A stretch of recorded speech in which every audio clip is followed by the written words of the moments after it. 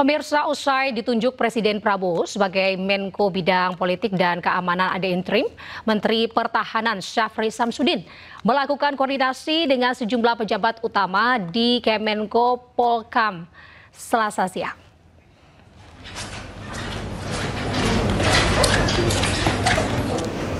Menteri Pertahanan Syafri Samsudin memberikan pengarahan perdana kepada sejumlah pejabat utama di Kemenko Polkam.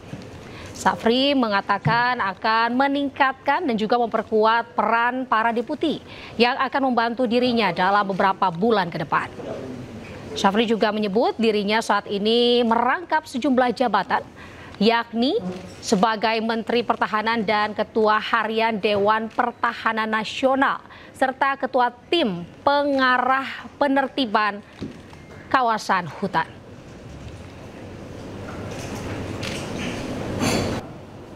Kemudian yang keenam, viral detik-detik kecelakaan yang terjadi di perlintasan Curah Tulis, Kecamatan Tongas, Probolinggo. Kereta api Rangga Jati menabrak mobil yang sudah ditinggal pengendaranya. Kecelakaan terjadi karena mobil terhenti di tengah perlintasan rel akibat ban pecah, sementara kereta akan melintas.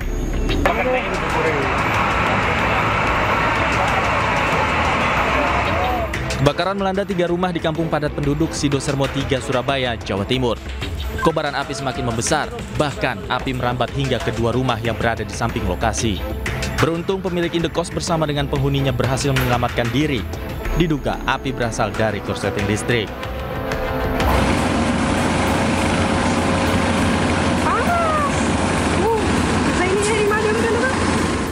Asap tebal membumbung tinggi dari pabrik ban bekas yang terbakar di Desa Lebojaya, Kabupaten Konawe Selatan, Sulawesi Tenggara.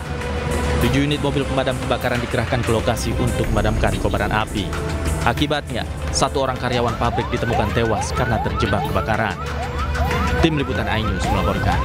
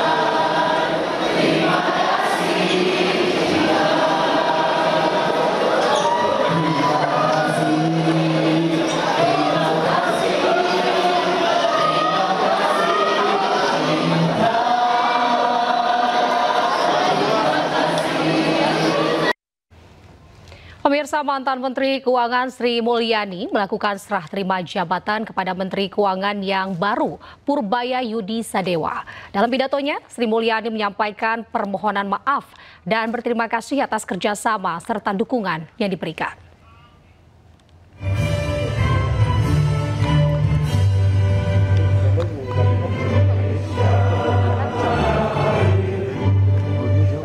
Selanjutnya, usai menyanyikan lagu Indonesia Raya, digelar penandatanganan serah terima jabatan.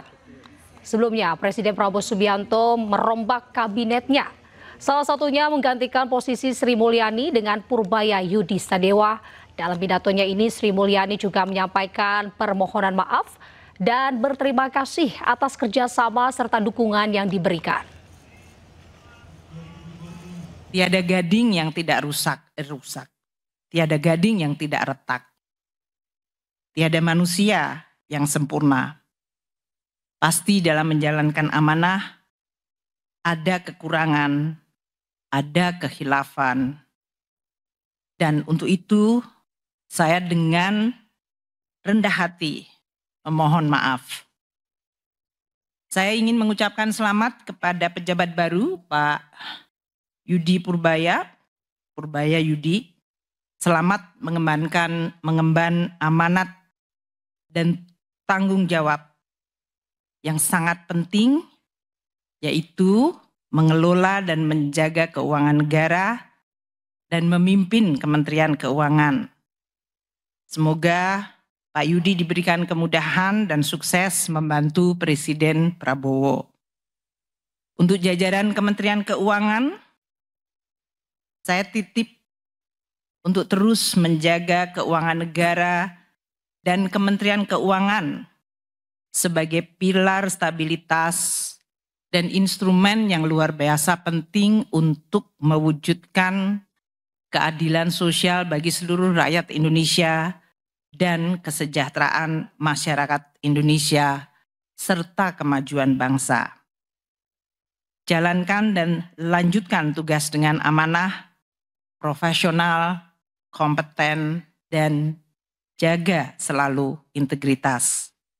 Bantu pimpinan yang baru dan terus melaksanakan tugas dengan dedikasi.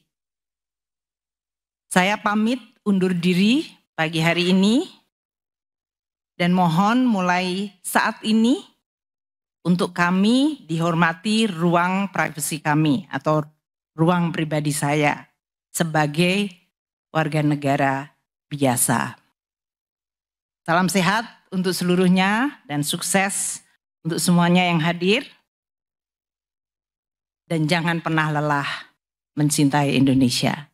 Terima kasih. Izinkan saya menyampaikan rasa hormat dan apresiasi setinggi-tingginya kepada Ibu Sri Mulyani Indrawati. Di bawah kepemimpinan beliau, Kementerian Keuangan berhasil menjaga stabilitas fiskal Indonesia di tengah dinamika global, melakukan efisiensi anggaran, dan mengawal program-program prioritas pemerintah hingga RAPBN 2026.